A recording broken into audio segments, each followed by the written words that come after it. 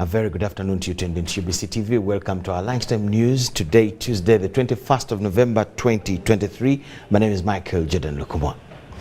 Parliament of Uganda will this afternoon hold a special sitting to honor the works and the life of the late Joyce Robinson Mpanga. Known for her contribution towards women emancipation in the country, having served in the different capacities in the whole of Uganda, Mpanga began her career as a teacher at Makerere College School in 1958 and deputy headmistress of Gayaza High School in 1962. She served as a member of the Uganda Legislative Council, that is the LEGICO, in 1960, but later left for England in exile a year after the 1966 attack of the Lubiri and returned to Uganda in 1972. In 1988, Mpanga became Uganda's first Minister of Women in Development, and the following year, she was named Minister of State for Primary Education until 1991. She was also a Member of Parliament for the Mubende District from 1996 to 2001 and also took part in the writing of the 1995 Uganda Constitution. In 2009, Mpanga became a member of the Buganda Lukiiko for Buwekula and later a representative for women since 2011. She will be buried in Maya along Masaka Road on Thursday this week.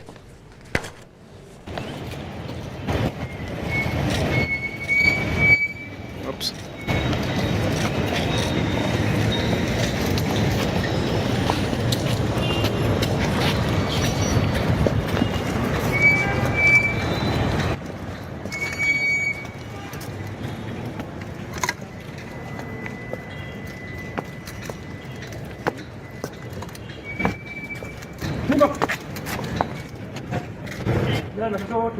Go.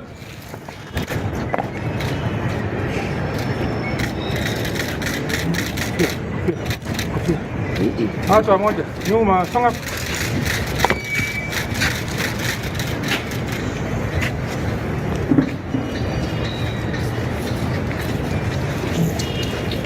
Hatua moja mbele, continue rolling.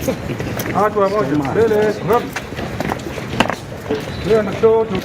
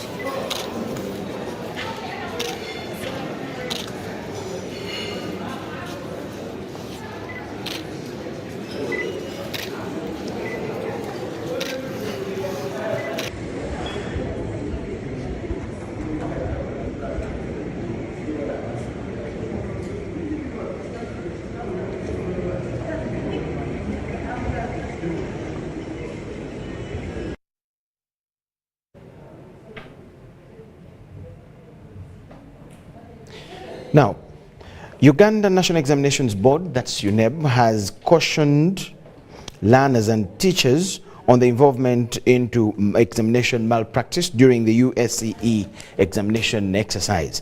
This comes after UNEB, working together with police, have arrested and arraigned before court several suspects over charges to do with examinations malpractice. In Masaka, we had a case at Chotera Police Station where there was a case of impersonation reported for involving PLE students or candidates. The offense took place at Luti Primary School in Chotera, and it was alleged that 5 boys, namely Lemisa Elvis, 17 years, Sekajugo Ivan, 15 years, Kakumba Rogers, 17 years, Ruyiga Peter, who is 13 years, and Dwasa Pius, 16 years, were found sitting a mathematics paper for another set of learners. Occurred on the 8th of November, where the impersonators were found in possession of identity cards which were not in their names, and the photo did not belong to them. 3 of the impersonators were primary 6 students of the same school, while one was a senior 1 student from a neighboring school, and another impersonator was coming from a vocational institute. The impersonators were identified by a vigilante scout who notified police, and police did respond immediately and ensured that impersonators were arrested, along with the head teacher who had been involved in registering the candidates or who had hired the candidates. The head teacher is Ntamutesa Athanasius, and the 6 of them have been remanded until November 24th. In all, we've had a total of 25 cases pertaining to malpractice, both at UCE and PLE, which have been reported to police. All these cases are still being investigated. 10 of these cases were in respect to the UCE examination, while 15 of them were in respect to the PLE examination. Some of the suspects are out on police bond, while others, as investigations continue, while others have appeared before court and the culprits have been remanded. In the latter category, we have the director of Kisugu High School in Machinde at Ewan Kasolo Celestine, who was charged with unlawful confinement of candidates and disruption of an examination under Section 30 of the NAPE Act 2021. And if anyone commits an offense related to malpractice, if convicted, it is liable to a fine between 20 million shillings or 40 million shillings, or to a term of imprisonment that could range from between 5 to 10 years, depending on the charges. Adults aiding and abetting malpractice, either by omission or commission, will also be tried under Section 36.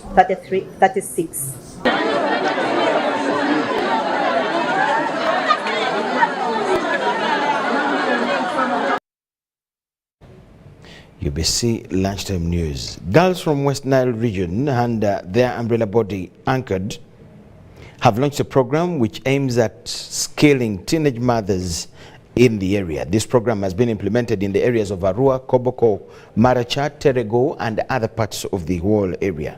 Amanda Hopper Maka, one of the directors of the program, says that since the start of their program, there has been a change in teenage mothers' lives in the West Nile region, and has called upon all girls to support this initiative.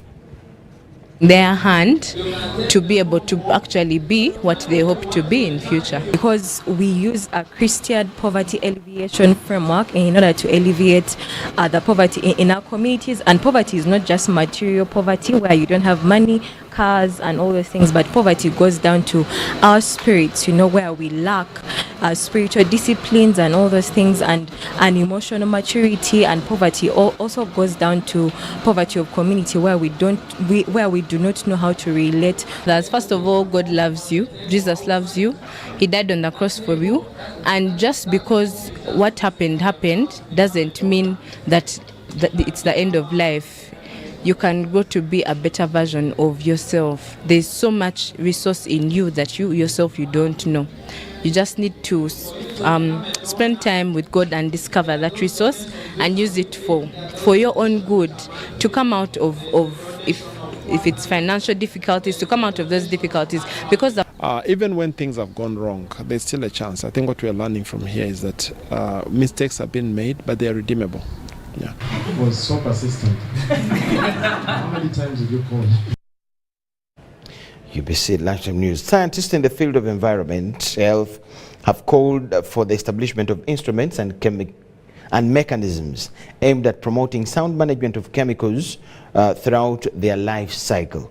Uganda, like most developing countries, imports most of the chemicals used mainly in the industrial sector, but lacks proper guidelines on the use and later disposal of these chemicals, thus negatively impact on both human life and environment. This was echoed at the launch of the Sound Management of Chemicals and Related Waste project that envisages building national capacity as regards to ensuring permissible production and usage of chemicals in the whole country. Uganda, like many countries in the world, is experiencing increased industrialization, thus the growth in chemical-intensive industrial processes, especially in the oil and gas sector. If not checked, there is a likelihood of a rise in the importation and reformulation of chemicals in the country. Right now we have a lot of chemicals coming in, and they are used in different sectors. Agriculture is one of the biggest users. of chemicals. They are used in industries. We also have consumer products that have chemicals. For example, the lotions we use, the toothpaste we use. Chemicals could have effects such as burns, for instance. When you misuse the chemicals, they could cause diseases like cancer, for instance. And then polluting the environment means that chemicals will affect the ecosystem. These, coupled with inadequate national capacity to monitor and enforce compliance to sound management of chemicals, the challenge is expected to get bigger. So once you misuse the chemicals, they might find themselves in the different areas, and at the end of the day, they later come back to you. And consequently, one of the problems we get is health problems arising out of misuse of chemicals. Scientists in the health and environment sector are calling for establishment of instruments and mechanisms to promote sound management of chemicals throughout their life cycle. And so we, as a country, we need to regulate the chemicals that are coming in through the borders of the country, and as well as the usage of these chemicals within the country. And we have developed a chemicals database which has not yet been rolled out that will monitor these chemicals, as well as we are in touch with the URA on the issue of the single windows management of these chemicals. This is hoped to downscale on likely effects that accrue from the use and later disposal of chemicals to both human health and environment. Uganda is a signatory to a cocktail of protocols that strategize for integrated, collaborative, and globally binding actions and commitments to safeguard human health and the environment from the effects of chemical mismanagement. To operationalize the different protocols, government, with support from the United Nations Environment Programme, has launched a project on sound management of chemicals and related waste. Is to develop guidelines to operationalize the national regulations on consumer and industrial chemicals.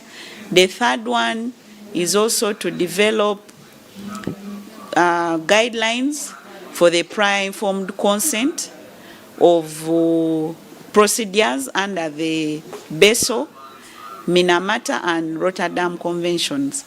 Putting all the policies and the legal frameworks in place.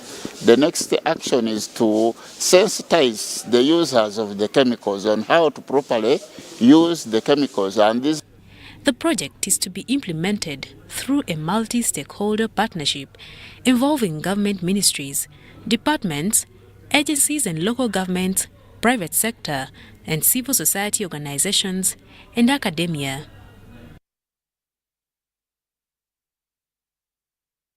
We thank you so much for watching. Let's take a short break.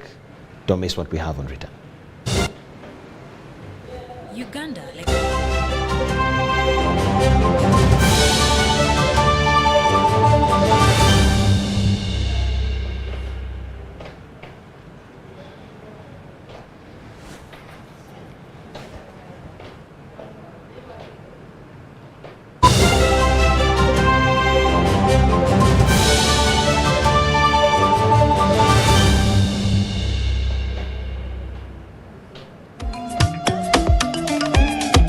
Jovia ng'oyolekera ku lugendo luno olw'obulamu kagugube nguwa ekirabo eky'amaanyi agatazizibwa, amaanyi okulabibwa n'okuwulirwa mu mawanga ag'ewala ennyo, okutuuka buli wamu nga yadde togenzeeyo, ensi yonna ng'ekuli mu ngalo.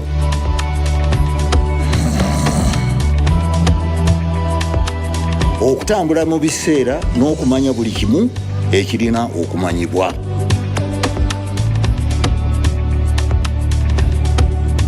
Jovia, kino kye kirabo kyange gy'oli.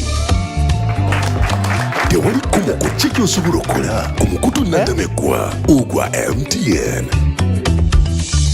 Kweziri ku Gmail. West Nile Education Trust Fund announces the 4th annual fundraising dinner to be hosted in Kampala at Kampala Parents Main Hall on Saturday, the 2nd of December 2023, starting at 4 p.m. The Trust Fund targets to support brilliant but needy students from West Nile region to join public universities to study selected professional courses. The fund is currently supporting 28 students in the different public universities across the country.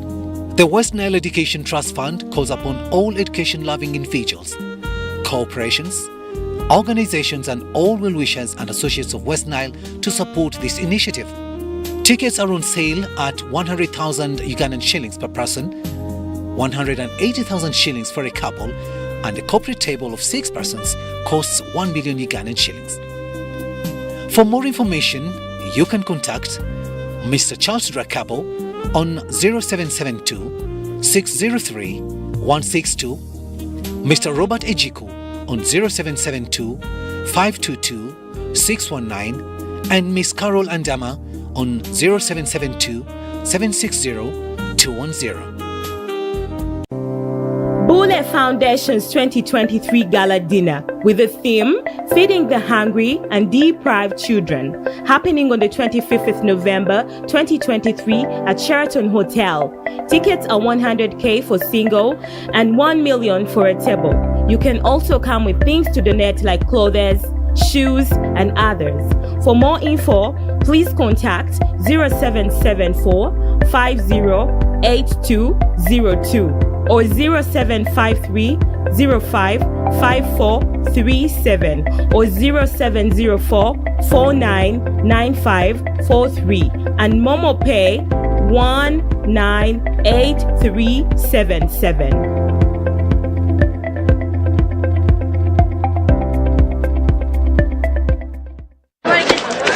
Juko. Yo. Check the shopping, man. What's your secret? Haven't you heard of the Parish Development Model PDM? Yes, I did, but I thought it was just a talk. No, Sebatia. It is real. I and a few friends together formed a circle, accessed money from the PDM, invested in a portrait project, and now things are moving. Juko. I thought I was one of your friends. You are. But you left me behind. I didn't leave you in poverty. What you do, just visit your LC2 chairperson and your parish chief and start the process of economic transformation. Just like that. The Parish Development Model is an initiative from the government of Uganda through the Ministry of Local Government designed to transform all lives of Ugandans for the better. PDM, my parish, my development, my life.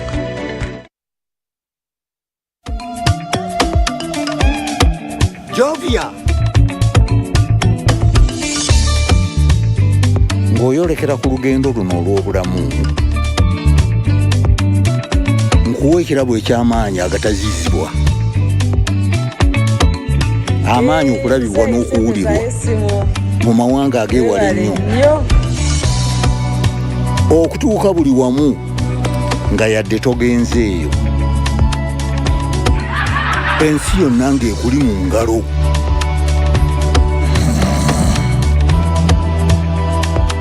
Okutambula mu biseera n'okumanya buli kimu ekirina okumanyibwa.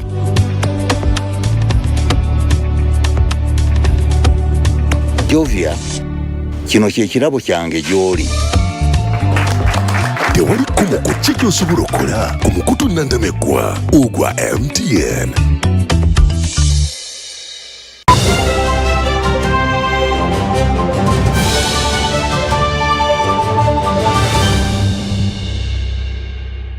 UBC Lunchtime News. The Intergovernmental Authority on Development, IGAD, member states are in Entebbe to conduct a national policy workshop with lawmakers and policymakers on 4 IGAD instruments. The IGAD member states this morning commenced a discussion on the protocol on free movement of persons in the IGAD region. According to Lucky Daxbache, the head of mission to the Republic of Uganda, the protocol consists of 4 aspects, which include the right of entry, right to movement of workers, right to residence, and the right to establishment. So article in this protocol I'm not aware of any other international legislation which addresses the movement of persons affected by disasters. This article addresses the fundamental reason why IGAD was formed in 1986. It was formed as a response to drought and desertification, a response to famine, a response to locust outbreaks, and therefore the movement of persons who are displaced by disasters is also an area where IGAD uniquely has created a legislative provision. My role has been since 2017 to provide technical support and monitor and evaluate the progress we are making towards realization of this protocol. And the member states are requested to designate a focal point, enact, amend policies, legislation, regulation, and procedures that will bring the protocol provisions to realization, adopt necessary legislative and administrative measures. We finished the consultations between 2017 to 2018. We did negotiations on the articles of the protocol in 2019, and we endorsed by the ministers in Khartoum in 2020, and the Council of Ministers of Foreign Affairs endorsed in 2021. And the 4 countries I mentioned before signed the protocol in 2022, and the remaining member states to sign are Kenya, Uganda, and Djibouti, including Eritrea now, who has come back to IGAD. We have issues on all our borders with our neighbors, unresolved. Yet it was agreed by our leaders, in fact we were behind schedule, the AU had proposed that by 2022 all countries should have reaffirmed and demarcated their borders. We have not, and in fact those of you who have been following, the team has just come back, our team from Kisoro, because it appeared in the papers. The DRC said, okay, it's not part of the IGAD, but the neighbor just giving an example of the border, that pillars had been moved. Yet what had happened, Uganda Investment Authority has land around the border, and they went and put yellow pillars about their piece of land. And the Congolese official who is at the border monitoring sent a message that we grabbed 620 acres, imagine 620 acres, and it became a national issue. The Ministry of Fisheries has disregarded the allegation that drew attention of fish exporters on Saturday the 19th, that government had blocked the implementation of the minimum selling price of fish exports. According to Helen Adoa, the Minister for Fisheries, the ministry conducted a consultative meeting between the fish processors, exporters, and the technical team, where they agreed to maintain the minimum price of fish export at $6 each kilogram of the Nile perch.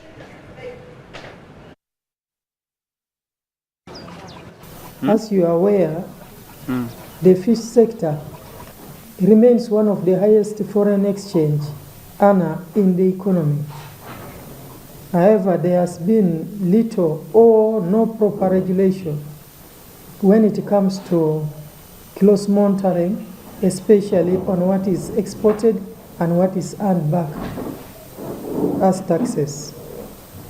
As government, we have done a lot in terms of ensuring we fight illegal fishing through the deployment of the Fisheries Protection Unit in the lake by His Excellency the President, and also as a sector, through our regulations, we have been able to fight illegal fishing. We are also aware that a number of big sector players, especially fish exporters, have abused our resources, especially our treasured Nile perch, and dumped fish in local markets. And you have had a lot of, sometimes our local fishermen complain with a lot of fish without any market. So this demand and supply has always dictated, but at the end of the day, our fishers complain and they remain with the fish locally without good prices, and they are given a throwaway prices, while in the foreign market they make a lot of fortunes.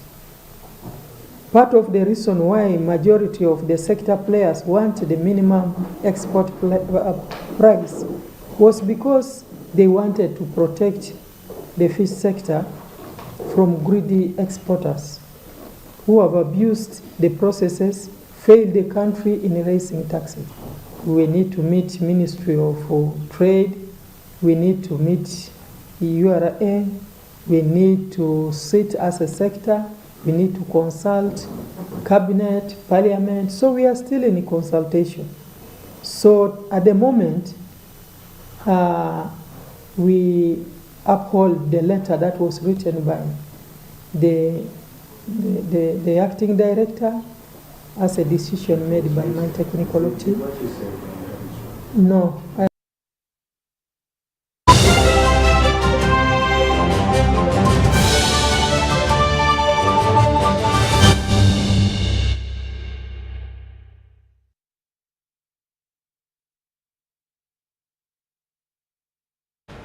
In the world of sports, Uganda captain for the swimming team, Ben Kaganda, believes that young swimmers have the potential to emerge victorious when they compete against regional countries ahead of the 2023 Africa Aquatics Zone 3 Championships in Rwanda later this week. The Africa Aquatics Zone 3 Championships are here. Team Uganda had their final training session at the Waves Fitness Harbour before departure for Rwanda. Their skipper believes they have what it takes to emerge victors. We should all be able to make our PBs. We've been training for a while. A lot of those kids have been training since they were young, so I expect big things from a lot of these people. We are going there to fight. We have to show the rest of the countries, even SA that's coming, that we have competitors also here in UG. There's always a lot of home advantage. So last year when Tanzania won, they were at home, so they had a lot of swimmers that they brought, including an A and B team. Although a B team didn't collect points, obviously, but they still had a large team that was able to come. So in this case, we have a big team that has brought a lot of swimmers going for this competition.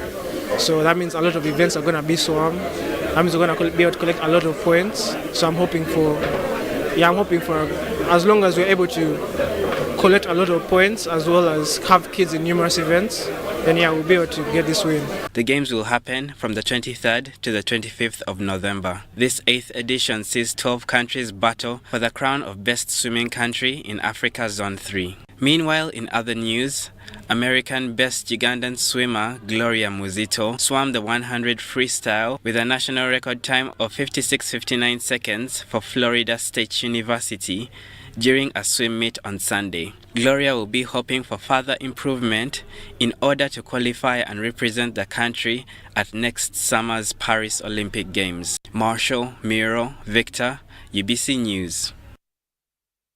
After a successful trial tour in Zimbabwe, where Uganda got 5-1 win against Takashinga and Zimbabwe under 25 select, the Cricket Cranes team has landed in Namibia, where they will take part in the 2022-23 ICC Men's T20 World Cup qualifiers for a slot in the 2024 ICC Men's T20 World Cup.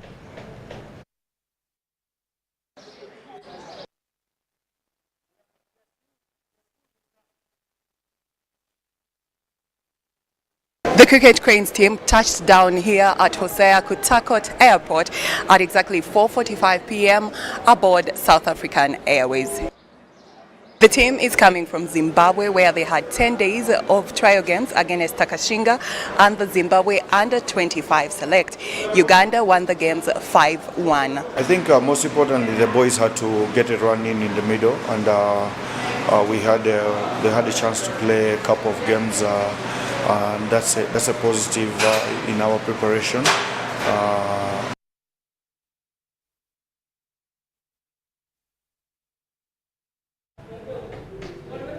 We apologize for that. We'll rectify it and we'll have a better version in our upcoming bulletins. Thank you so much for watching. That is all we had for you now. Let's catch you in our other bulletins. My name is Michael Jordan Lukomwa. Bye-bye.